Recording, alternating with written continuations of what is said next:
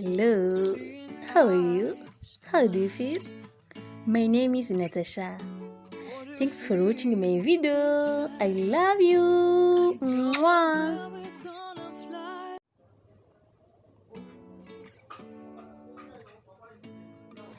Muraho neza ndabasuje kandi mbaye ikaze mwebwe mwese mubana natwe umunsi ku wundi mwe mudukurikirana 5 kuri 5 wowe ufata umwanya wawe ukaduha like ugakora share wowe uduha comment no kuri ndagushimiye cyane Imana iguha umugisha.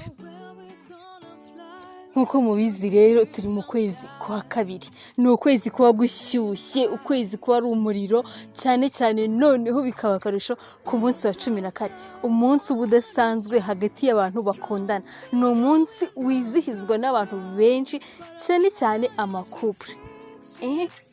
Uyu munsi ndabizi neza yuko mwese muwiteguranye amatsiko menshi. Buri wese afite amatsiko y'impano umukunzi we azamuha, umwe wese afite amatsiko y'aho umukunzi we azamusohokana. Umva mbese birashyushye, ubu birashyushye pe. Iyo ukwezi kwa kabiri kwageze uba usanga abantu bose bavuga Saint Valentin, ukagira ngo irejo paka ku itariki 14. Uyu munsi rero mbazaniye ibintu byiza koko. Nubwo hari impano zitandukanye usanga zitangwa ku munsi w'abakundana uzwi nka Saint Valentin, ndetse abantu benshi bagakora uko bashoboye ngo bashimishe abakunzi babo. Nyamara ntitwirengagize ko burya n'udafite amafaranga cyangwa se ibintu bihambaye nawe yatanga impano nziza ndetse igashimisha umukunzi we cyangwa se igashimisha uwo yayigeneye. Niyo mpamvu rero uyu munsi mbazaniye ubutumwa 5 ushobora kugenera umukunzi wawe ku munsi w'abakundana, umuntu akishima akanezerwa. Abantu benshi bazi yuko gutanga impano ari uguha imodoka umukunzi wawe, kumusohokana ahantu heza, kumugurira inkweto, kumugurira isaha, ikanzu, isakoshi, mbese bya bindi byiza dukunda guha abakunzi bacu. Ururabo ku bakunda indabo, perfume ahumura neza. Mbese hariho abantu bibwira yuko izo ngizo arizo mpano zirenze mu buzima, ariko uyu munsi ngiye kubabwira impano zirenze, impano irenze kurenza ibindi byose uzibaho kuri isi. Urukweto ushobora kuba warugura umuntu nyuma y'umwaka cyangwa amezi angahe rugata agaciro, yewe akanibagirwa ibara ryarwo. Ariko iyi mpano ngiye kukubwira nuyigerageza nshuti yanjye, uzaba umbwira pe.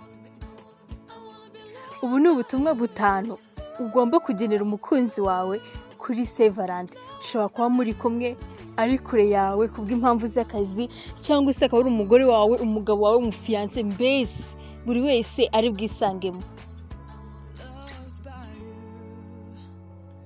Ubutumwa bwa mbere: mukunzi, umwaka urashize turi inshuti, Imana n'umutima baraduhuje, wambereye inseko indutira izindi zose.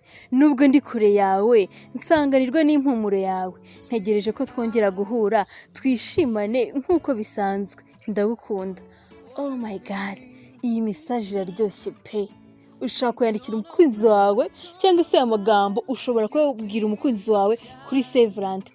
Babandi uyu munsi uzagera umwe ari mu kazi, cyangwa se hakaba izindi mpamvu runaka zituma batari bubonane kuri uyu munsi. Ayo ni amagambo aryoshye ushobora kugenera umukunzi wawe kuri Saint Valentin, ariko akaba ari kure yawe. Hari abakorera mu ntara gusanga abakunzi babo bari i Kigali, hari abakorera ndetse hanze y'igihugu, abandi bari mu kindi gihugu. Mbese ubu ni ubutumwa buryoshye ushobora kuba wagenera umukunzi wawe. Kabiri, turasanga ubutumwa buryoshye pe. Ntibinsaba kubitekerezaho, kwemera ko utura mu mutima wanjye. Mpora nkwiyumvamo, ndota kugukoraho, nkakubona unsekera turi ku mazi. Fata umutima wanjye ndawuguhaye, kuko ni wowe mpamvu yanjye iyo kubaho. Oh my god, mbega amagambo aryoshye. Ntibinsaba kubitekerezaho, kwemera ko utura mu mutima wanjye. Mpora nkwiyumvamo, ndota kugukoraho, nkakubona unsekera turi ku mazi. Fata umutima wanjye ndawuguhaye, kuko ni wowe impamvu yanjye iyo kubaho. Oh my god, nshuti zanjye, ese ubwo aya magambo wakumva umerewe gute? Iyi niyo mpano iruta izindi zose.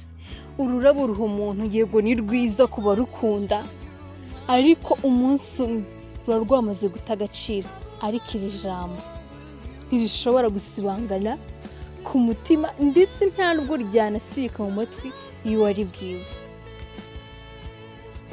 Gatatu, ku munsi wa Saint Valentin nta kindi nifuza uretse indoro yawe nziza no kukubona umwenyura nk'uko ubikora. Wow! Kumwenyura kwawe binkora ahantu bituma mbona ko ndi umunyamahirwe kurenza abandi bagabo bose, bikampa imbaraga zo kukurinda.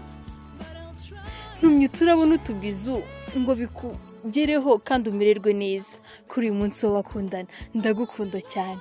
Oh my God! Mbega amagambo meza umugabo ashobora kugenera umugore we kuri Saint Valentin. Wow! Nta kindi nifuza uretse indoro yawe nziza no kukubona umwenyura. Wow! Ayo magambo yegeneye umugore wawe, inshuti zanjye, ndazi neza yuko yakishima pe. Ubigerageze. Twige kubwira abakunzi bacu amagambo meza bakiriho, bakibasha kuyumva. Kandi turahasanga amagambo aryoshye cyane. Umunsi mukuru ndutira indi urageze, umutima wanjye urimo uratera ugusanga. Ntacyo kubaho byaba bimaze ntabayeho ku bwawe. Ndifuza agatwenge kawe ka mu gitondo ngo kame kwirirwa neza. Mpora nibaza niba hari ahantu heza kuri iyi si handutira kuba aho uri. Wow! Ayo magambo araryoshye pe. Umunsi ndutira undi urageze, umutima wanjye urimo gutera ugusanga. Ntacyo kubaho byaba bimariye ntabayeho ku bwawe. Ndifuza agatwenge kawe ka mu gitondo ngo kame kwirirwa neza. Mpora nibaze niba hariho ahantu heza ku isi haruta aho uri. Oh my God! Aya magambo araryoshye pe. Gatanu, mukunzi nkunda. Nkunda ukuntu unyishimira, nkunda ukuntu uri mwiza, nkunda ukuntu unyisanzuraho ukirekura. Iyo turi kumwe ndanyurwa, nshimiye ijuru ryo ryakumpaye. Aya magambo urayumva gute? Iyi mpano nziza yo kugenera umukunzi wawe kuri Saint Valentin urayumva gute? Kanguka. Ubu bamwe bapanitse, bataye umutwe, bari kubaza abashuti babo, mbwira umukunzi wanjye noneho mugenera iki kuri Saint Valentin?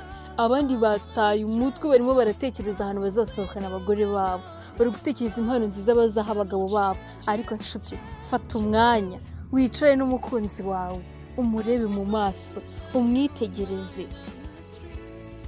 Nurangiza umubwire uti umunsi mukuru ndutira undi irageze, umutima wanjye urimo gutera ugusanga.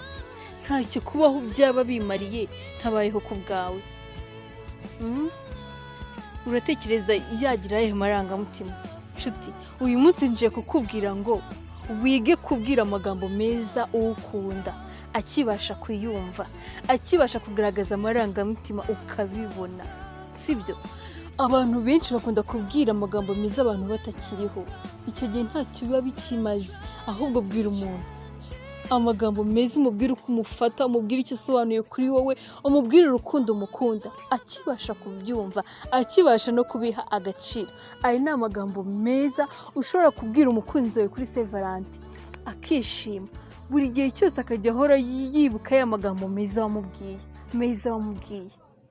Kumubwira amagambo meza ni impano irenze izindi. Inshuti zanjye, mubigerageze ubundi muzanshimire nyuma. Ndabizi neza yuko bazishima abakunzi banyu, abaparteneri banyu bazanezerwa kubw'amagambo meza. Ariko igitangaje, hariho n'abantu batazi kubwira abakunzi babo amagambo meza, ngo basekere, babatere imitomo, bababwire ukuntu ari beza, araba agaciro. Mbese amagambo meza atuma umuntu nyine yumva anyuzwe no kuba ariho. Mwakoze rero kubana nanjye, ndabashimiye cyane, kandi usangize iyi video abandi bantu nabo biyumvira impano nziza idasaba amafaranga wagenera umukunzi wawe kuri Saint Valentin.